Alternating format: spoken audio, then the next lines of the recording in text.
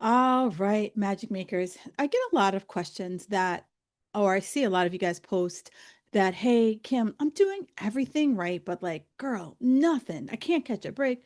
Nothing seems to be changing. And you like, is my weight stuck? This belly fat just hanging on for dear life?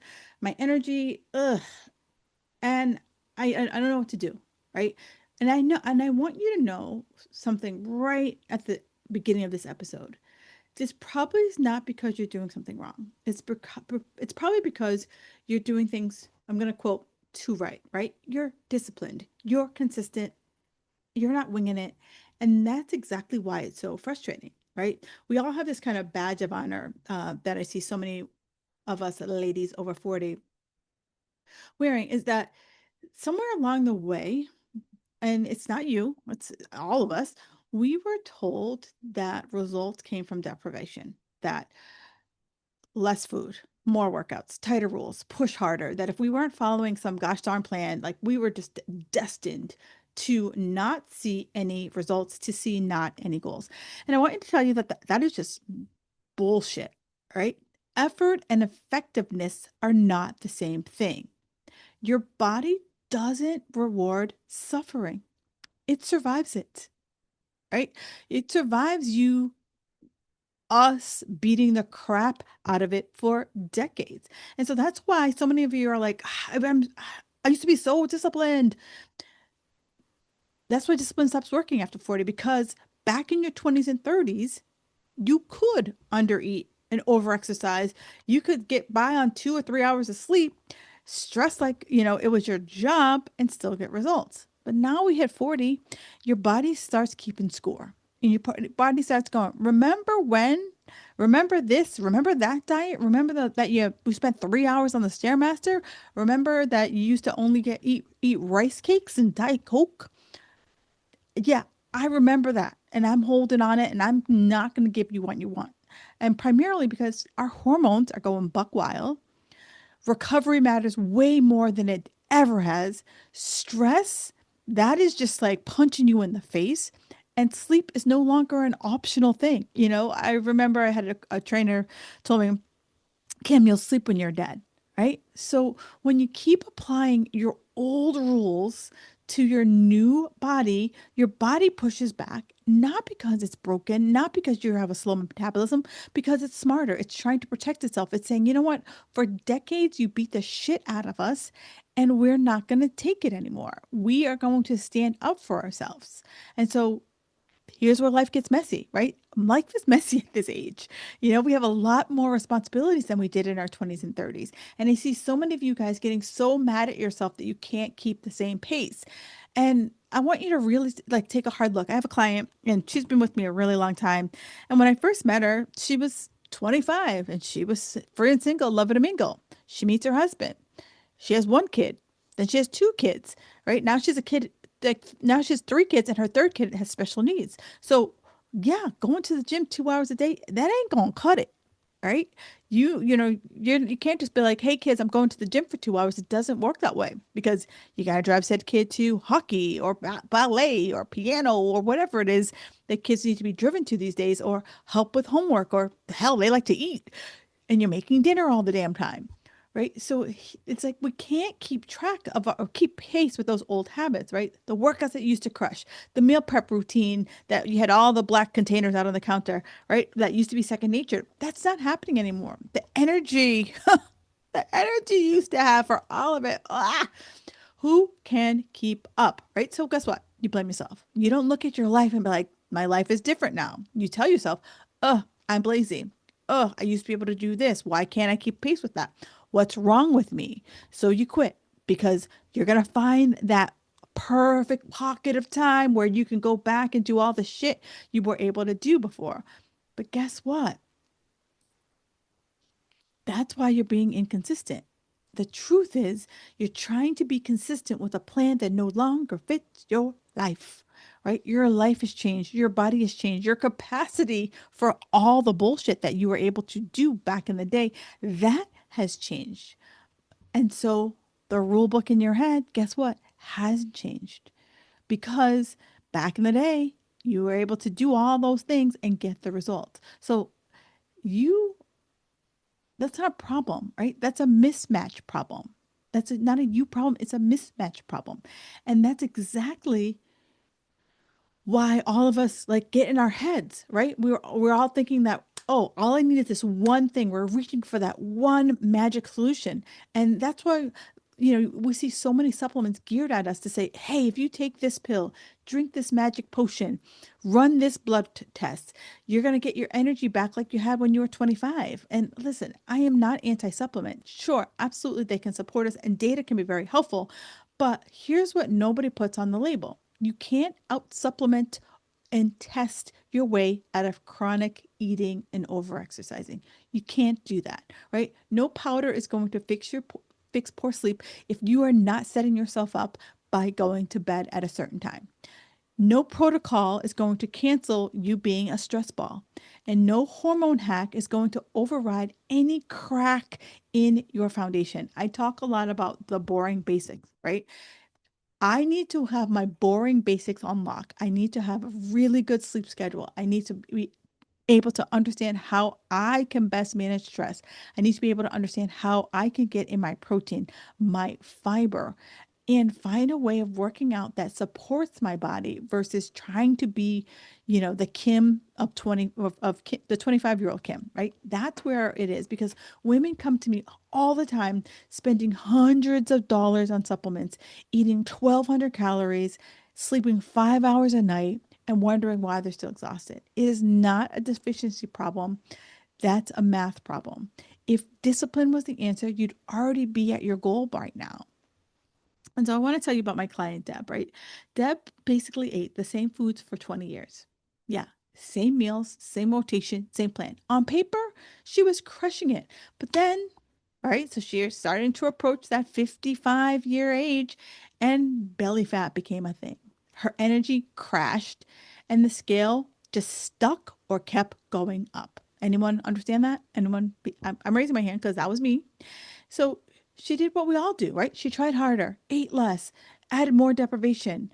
But that's the message because that's the message we've been fed forever. And it worked for her until it didn't. In the same way, so many of us. And here's the truth, right?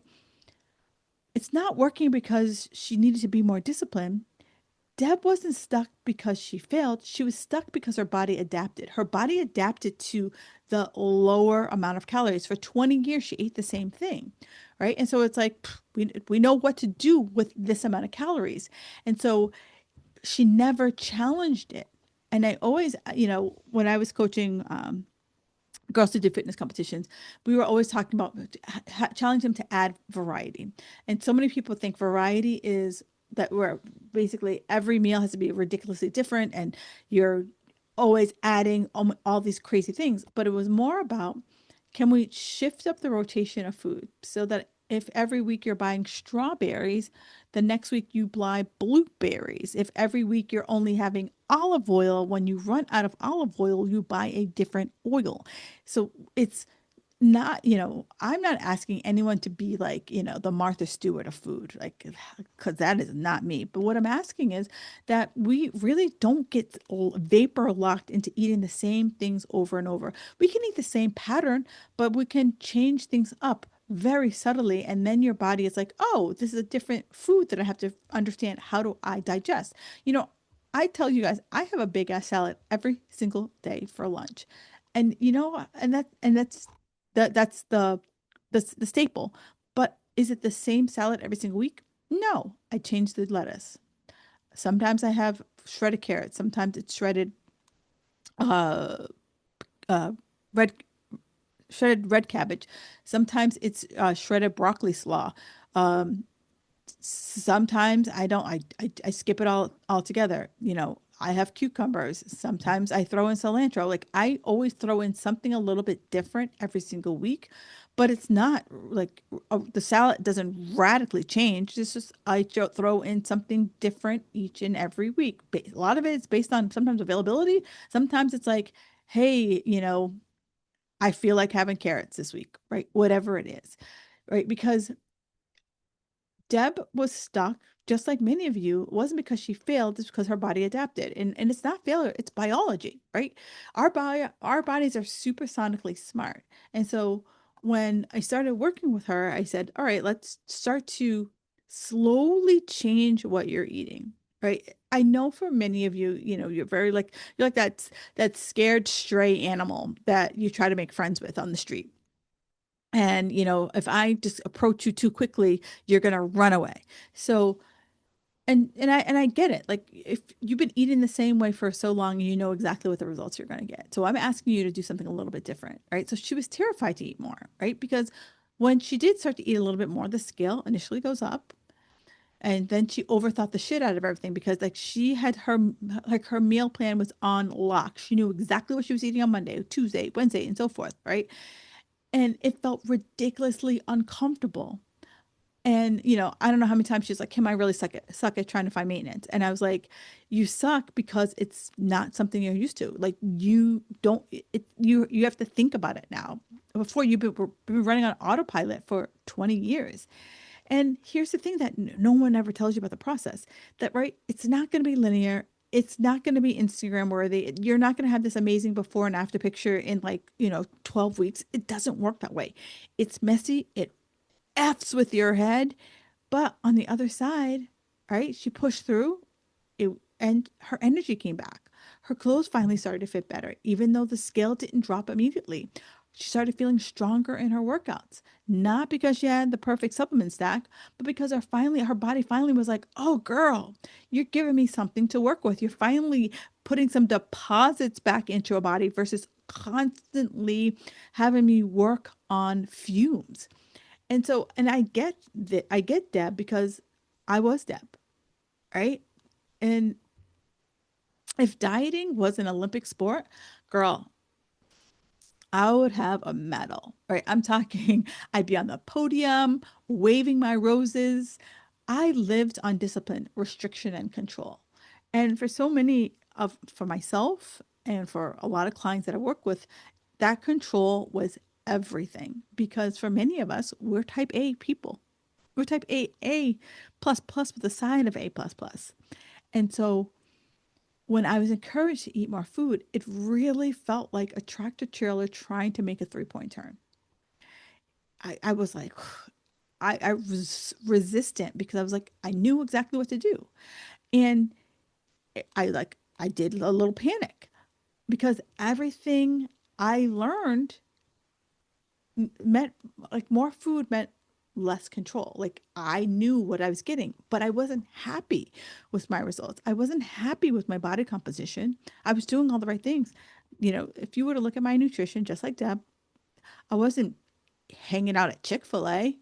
I wasn't having pizza all the time. I wasn't, pounding Oreos. It just wasn't eating enough for what I was doing with the level of support I needed. And I also wasn't moving enough. I would go to the gym, but I wasn't getting 10,000 steps, right? I wasn't even getting 8,000 steps. And so the problem with autopilot that no one talks about it is that eating more doesn't just change your calorie, it forces you out of autopilot, right? What you've eaten for the same thing for years, there's comfort in that. Yeah, I gave you a little example of how I was adding variety to my salad, but I was eating in the same portions. So I had to add a little bit more. And so it wasn't this like, Kim, just eat more food. It was literally just adding just little bits here and there. So on my salad, I started to add in um, more olives. I started to add in a sprinkle of nuts, right? So it was just like little things that slowly upped my calorie game, right? And so you can, when you're in this place and you've eaten the same thing for years, you don't, and you don't have to think, right? You don't have to decide. You know exactly what to do. And honestly, that's why Deb and I both had the same problem, right? Because suddenly you're now being asked, what the hell am I going to eat? How much is enough? Can I trust myself here? And the mental work feels harder than restriction because you know how to restrict, but to expand, Whew, that was that was some stuff, right? Because it didn't require me to make any decisions. Autopilot feels safe. And even if it's the very thing that's keeping you stuck, right? So we both knew we get the same thing by doing the same thing, right? You do the same thing, you get the same thing. Predictable results, familiar frustration, but I still had my control. And so shifting out of that mindset was hard as fuck. And I've slowly come to realize that you can't always be on a diet. All right. This is the part that like no one talks about, right? You can always, there has to be a rhythm. You have to find a way to like add some deposits back to your body. And at some point, your body needs something to work with, right? You can't starve yourself past your hormones. You can't out cardio stress. You can't ignore sleep and expect fat loss to cooperate. Like consistency without adjustment becomes stagnation. And doing the same thing over and over and over again doesn't make your body more disciplined. That's what keeps you stuck. So here's where things shifted. At some point, eating more isn't quitting, it's rebuilding. It's not overnight. It's not done recklessly, but it's done intentionally. So, as I mentioned in my salad, I started to add in a few more olives. I started to add in a little bit more feta cheese. I started to add in a sprinkle of these wonton strips, right? So it was just a little bit more calories. So now my salad, I added about 100 more calories to my salad. In my protein shake in the morning, I started to add in an additional fruit. All right. So that way it was just a little bit more. So it wasn't like these like, I was like going nuts. It was like adding just like a little bit more. I call them accessories to my food. So it was like adding like a little like adding an extra cup of fruit to my protein shake. It was adding a few more accessories to my salad. It was adding in, an extra fat to my dinner. So it's these little things that slowly gave me like 200 to 300 more calories a day, right? Because at some point, eating isn't about restriction. It's about and not about like what do I have to always give a take away, take away, take away. It's about rebuilding. And right, like I talked about, it's not an overnight thing. And so over the past 2 years, I've gradually added about 800 to 1,000 calories in my day. Now, some of you just passed out, so hopefully someone was there to catch you and you didn't drive off the road. But here's the point, right? It's this is that and I know that it really messed with I know it messed with my head, but it was a gradual process, right? And everything I told you that I gradually added wasn't like you're gonna add like an extra pound of fat every day. It was just like little small things that I added. And over the course, and again, I've been doing this for 2 years. So over the first year really was a challenge. It took me a long time to find my equilibrium. But over the last year, I've lost about 10 pounds and my body composition slowly started to change. It's not because I hacked anything, it's because my body finally had the calories it needed to support all the things I was trying to do. My energy came back. I'm not living off coffee. My lifts improved. My recovery was really what I focus on the most. I've really built in so many recovery mechanisms, and my stress stopped running the show. And that wasn't cheating with the system. That wasn't a biohack. That was me respecting where my body was. And right now, moving into this year, I'm finally going to be in a build for the first time, God, in like a decade. I thought I was building muscle, but I was just maintaining what I had. And so now I'm going to be adding even more calories to where I am right now. And again, doing it with intention because strength, muscle, and resilience matter right now for me. And I know that in order to further change my body composition, and I'm going to be brutally honest, if the scale never, ever, ever moves, I'll be okay. I am looking more about changing my body composition. And so, where you're like, what does that body composition mean? For many of you, the scale is the only way we were taught to measure anything. But for most of you, I know that you look in the mirror and you pick yourself apart and you see. the flab underneath your triceps. You see your belly. You see your legs. You see your butt. You see something that you're like, you become like such a like Karen to your body. And that's not going to change because you drop 2 pounds. That's going to change because you focus on body composition. And body composition comes from putting on some more muscle. And because the more muscle I have on my body, the more calories I will burn just sitting here listening to this podcast. And in order to put on muscle, I have to eat more food. Again, some of you guys just passed out or drove off the road.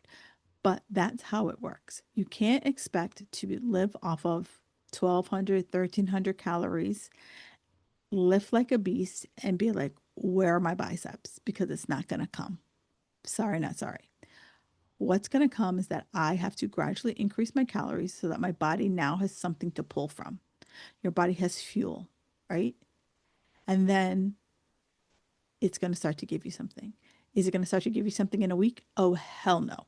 This is what I learned from when I was doing fitness competitions. There are women who are just naturally gifted, genetic freaks that they could walk past the weight rack and the weight just like pops on them and they're just like bulging biceps in like 2 to 3 weeks of intentional eating and working out. And then there are people like you and me who you could be in the gym for hours and hours and hours and your muscles are like, what else you got? And it takes time. And you have to give it the time. You can't be in a rush. And so during my build phase, um, I don't really have a lot going on. And so I'm starting it in January and my goal is to make it to June, at least May, where I'm just going heads down. I'm adding some more calories and I'm lifting like it's my job.